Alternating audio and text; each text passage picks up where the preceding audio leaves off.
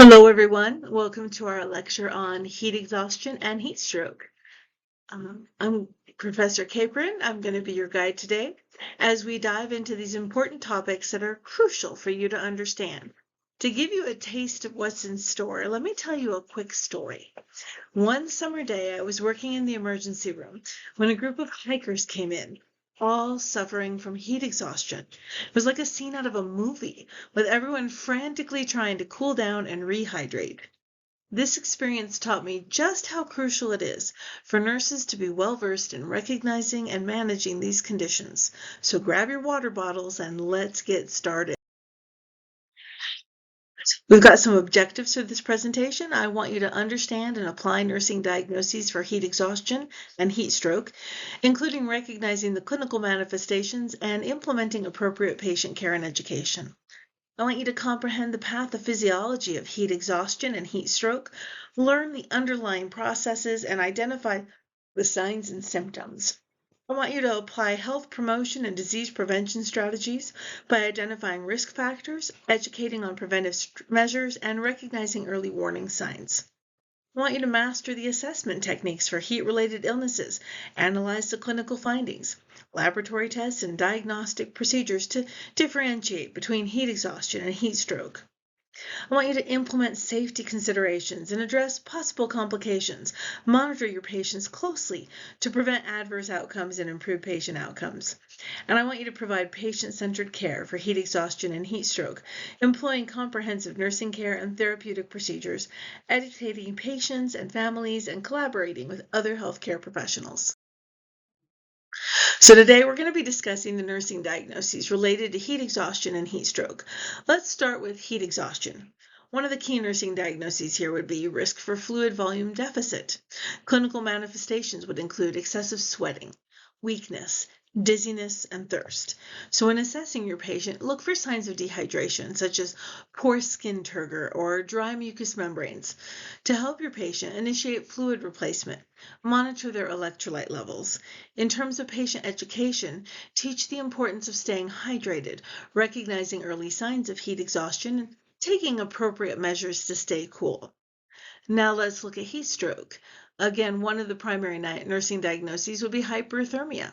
Clinical manifestations of heat stroke include a high body temperature that would be above 104 degrees Fahrenheit or 40 degrees Celsius. They're going to have altered mental status, tachycardia, maybe even seizures. When assessing a patient, we need to monitor their vital signs, their neurological status, and their laboratory results. To help them, we would initiate rapid cooling measures and administer antipyretics if needed. Many a time in a Phoenix summer, late in summer, when the football players would come into the ER with heat exhaustion and heat stroke, we would be doing ice packs under their arms, at their groin, everywhere, just trying to bring those temperatures down. So for both heat exhaustion and heat stroke, another nursing diagnosis would be risk for injury. This is due to the potential for falls, accidents, or other complications associated with the altered mental status, weakness, and dizziness that goes along with these. So when assessing your patient, you need to monitor their level of consciousness, their mobility, and to help them, we would implement safety measures such as assisting with ambulation and providing a safe environment. For patient and family education related to risk for injury, we need to emphasize the importance of recognizing the signs of heat stroke and heat exhaustion. They need to seek immediate medical attention if either is suspected, and take preventive measures to avoid heat-related illnesses in the future. Additionally, we need to educate them about the importance of staying safe in hot environments, taking breaks, and avoiding activities that could lead to injury during periods of extreme heat. Now let's look at the pathophysiology of heat exhaustion and heat stroke. You need to understand the underlying processes so that you can provide better care for your patients. Heat exhaustion is a condition caused by the body's inability to effectively cool itself down after prolonged exposure to elevated temperatures. When the body is exposed to high temperatures, it attempts to cool down through sweating. However, in some cases, excessive diaphoresis and tachycardia can lead to dehydration and hyponatremia. That's a low blood sodium level. This can result in heat exhaustion, which is characterized by a core body temperature that rises from the normal of 98.6 all the way up to 104 or 40 degrees Celsius. On the other hand, heat stroke is a more severe heat-related illness, and this occurs when the body's cooling mechanisms are totally overwhelmed. The core body temperature rises above that 104 degrees Fahrenheit or 40 degrees Celsius. At this stage, the body's proteins and cell membranes start to break down. It's called denaturation, and this leads to tissue damage and organ dysfunction. Heat stroke is a medical emergency. Clients must receive immediate treatment to prevent death. Both heat exhaustion and heat stroke result from a combination of high environmental temperatures, high humidity, inadequate fluid intake. Prolonged exposure to these conditions can disrupt the body's thermoregulation and lead to these heat-related illnesses. So it's super important that you learn to recognize the signs and symptoms of both conditions so you can intervene promptly to prevent complications and ensure the best possible outcomes for your patients. Let's look at the health promotion and disease prevention related to heat exhaustion and heat stroke. As nurses, our goal is not only to treat our patients, but also to educate them and empower them to take control of their health. Risk factors for heat-related illnesses include exposure to high temperatures and humidity, inadequate hydration, and certain populations such as the very young, the very old, pregnant women, and athletes, particularly high school athletes. The very young are at risk because their bodies are not as efficient at regulating their temperature. They have a higher surface area to body mass ratio, which makes them lose heat or gain heat more quickly. Additionally, they may not be able to communicate their discomfort or take necessary steps to cool down. The very old are at risk due to age-related changes in their body's temperature regulation, decreased sweat production, and reduced ability to perceive temperature changes. They may also have pre-existing medical conditions or take medications that can affect the body's response to heat. Pregnant women are at risk because the increased metabolic demands of pregnancy can make it harder for their bodies to regulate temperature. Additionally, the extra blood flow and increased fluid requirements during pregnancy can make them more susceptible to dehydration. Athletes, especially high school athletes, are at risk because their intense physical activity can generate excessive body heat in an already hot condition. They may also be more likely to push through discomfort and continue exercising despite the early warning signs of heat-related illness. Hopefully their coaches are on the watch for this, but sometimes, unfortunately, they aren't. To prevent heat exhaustion and heat stroke, patients and their families should be encouraged to take several preventive measures. These include wearing lightweight, loose-fitting clothing to allow the body to cool down effectively, avoiding excessive sun exposure, and staying indoors with fans or air conditioning when the temperatures are elevated. Limiting the consumption of alcohol and caffeine, as these can contribute to dehydration, and applying sunscreen of at least 30 SPF to protect the skin from harmful UV rays are also important steps. If someone is overheated, taking a cool water shower or bath can help to lower their body temperature. This helps them maintain the body's ability to regulate its temperature effectively and prevent heat-related illnesses. Don't put them in ice-cold water. Cool, kind of tepid water will do the best job there. It's also crucial to educate patients and their families about early warning signs of heat exhaustion and heat stroke, such as really heavy sweating, weakness, dizziness, headache, and nausea. Recognizing these signs and seeking prompt medical attention can prevent complications and potentially save lives. So remember, understanding the risk factors, the preventive measures, and the early warning signs of heat exhaustion and heat stroke can help you provide better care for your patients, educate them, and ultimately prevent serious health complications. Let's look at the assessment of patients experiencing heat exhaustion and heat stroke. It's important to understand the expected clinical findings, the laboratory tests, and the diagnostic procedures to identify these conditions and provide appropriate care. So let's look at some of the expected clinical findings. We're going to see an elevated temperature. With heat exhaustion, the body temperature may be elevated up to 104 degrees Fahrenheit or 40 degrees Celsius, while in heat stroke it can exceed those levels. This occurs due to the body's inability to dissipate heat effectively. We might have a lack of perspiration. In heat stroke, sweating may be absent because the body's cooling mechanisms have completely failed. They may have low blood pressure. Dehydration and peripheral vasodilation can cause their blood pressure to drop, particularly when they stand up. They might have an increased heart rate. The body's trying to compensate for that low blood pressure by increasing the heart rate to maintain adequate blood flow to vital organs. They're going to have a decreased urinary output. Dehydration reduces blood flows to the kidneys, and this leads to decreased urine production. They may have alterations in mental status. Confusion, agitation, even a loss of consciousness can result from the brain's sensitivity to elevated temperatures. They may have abnormal blood potassium or sodium levels. Dehydration and electrolyte imbalances can lead to abnormal levels of potassium and sodium in the blood.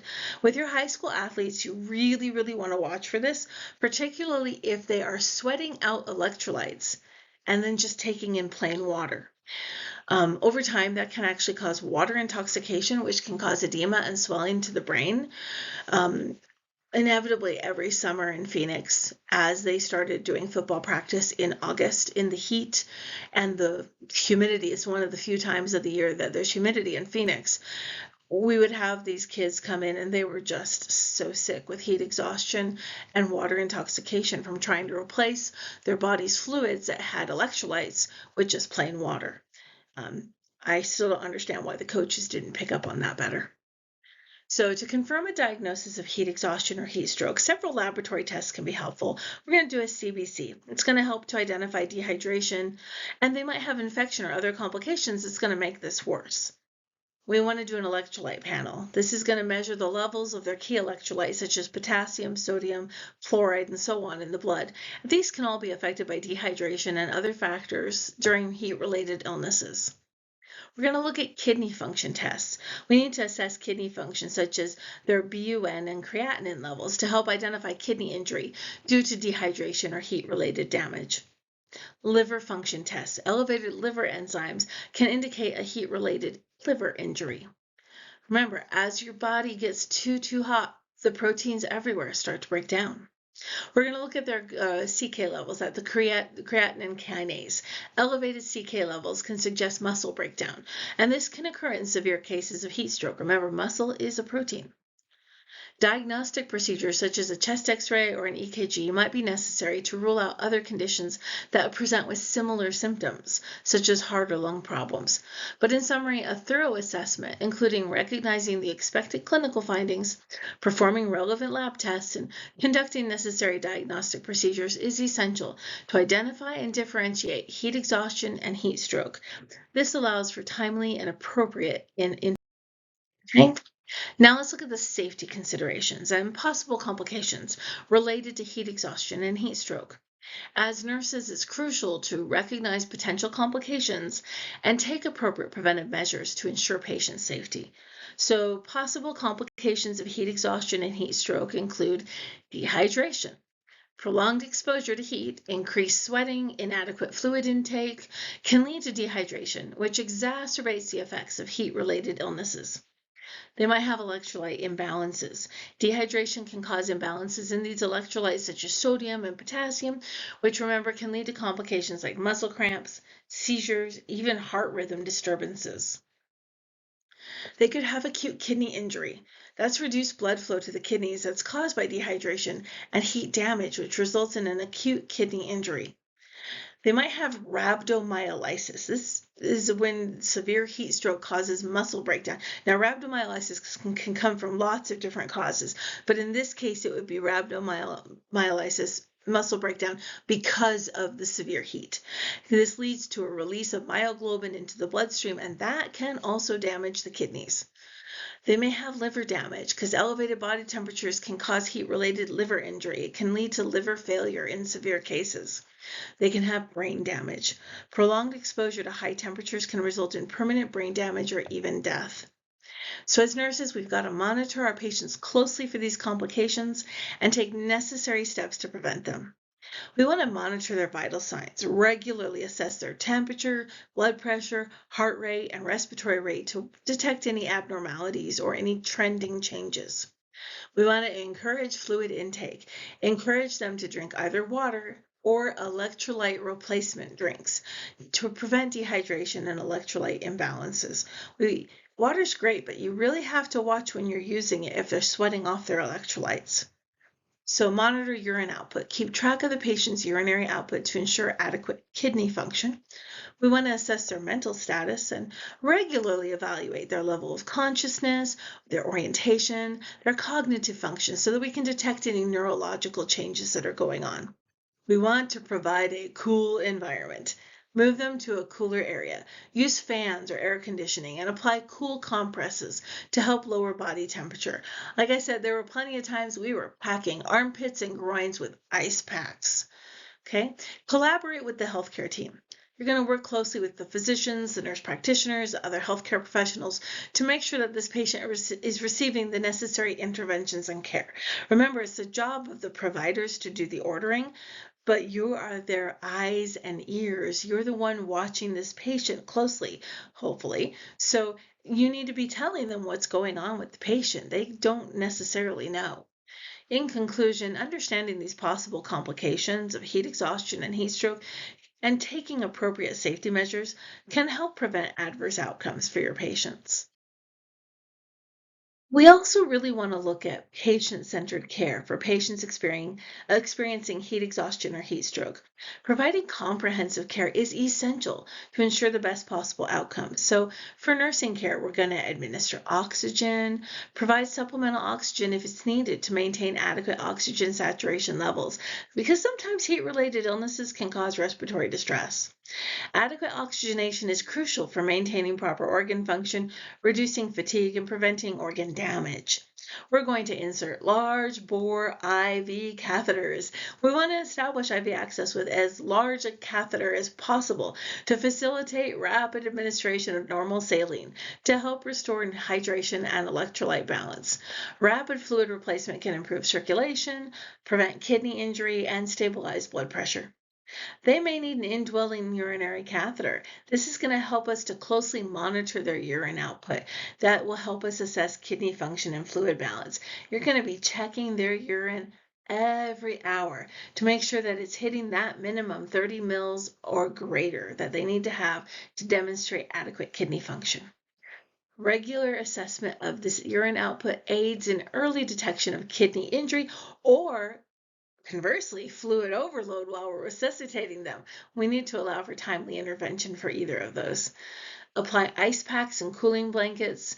We're going to use these cooling measures to reduce the patient's body temperature and prevent further heat-related complications.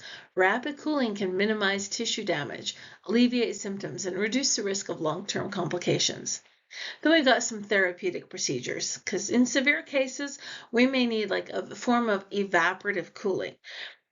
Now, we don't use evaporative coolers up here the way we used to in Phoenix. In Phoenix, evaporative coolers were actually used in many houses. So let me just explain it to you. It's where you're using a combination of wet and wind to cool the patient off. So you might mist your patient and have a fan blowing on them. That is going to create evaporation, which allows the body to, you're basically kind of mimicking sweat to get their body to cool down. You might need to use cold water immersion or intravascular cooling, but if you're using those kinds of things, you need to be monitoring their vital signs, because if you go from too hot to too cold too fast, it can be a problem. We want to enhance heat dissipation, but we also want to protect the brain and vital organs and reduce the risk of multi-organ failure. Medications, and we're going to administer any medications that are ordered by the healthcare provider. This could be antipyretics to reduce fever, electrolyte replacement to correct any imbalances, or medications to manage their other underlying conditions or complications. Timely medication administration can help to alleviate symptoms, prevent complications, and promote healing. And then, of course, there's patient and family education. Educate the patients and their families about the importance of staying hydrated, wearing appropriate clothing, recognizing the early signs of heat-related illnesses, and seeking prompt medical attention if necessary. We want to empower our patients and their families with the knowledge they need to help prevent future occurrences and ensure timely treatment when needed. And then we're going to work in an interprofessional manner. We're going to collaborate with other healthcare professionals, the physicians, the nurse practitioners, the dietitians, the physical therapists, to provide comprehensive and coordinated care for this patient. We need to share critical patient information and work together so that we can create individualized care plans. All of these things are going to help with heat exhaustion and heat stroke. We're going to play a vital role in preventing complications, promoting recovery, and ensuring optimal patient outcome. So, in conclusion, we have covered the critical aspects of heat exhaustion and heat stroke, two heat-related illnesses that we have to be equipped to handle. We've explored the nursing diagnoses, the pathophysiology, health promotion and disease prevention strategies, assessment techniques, safety considerations, possible complications, and patient-centered care approaches. It's essential to remember that early recognition and prompt intervention are crucial in preventing severe complications and long-term damage. Okay? If you have any questions about the material today, please don't hesitate to reach out.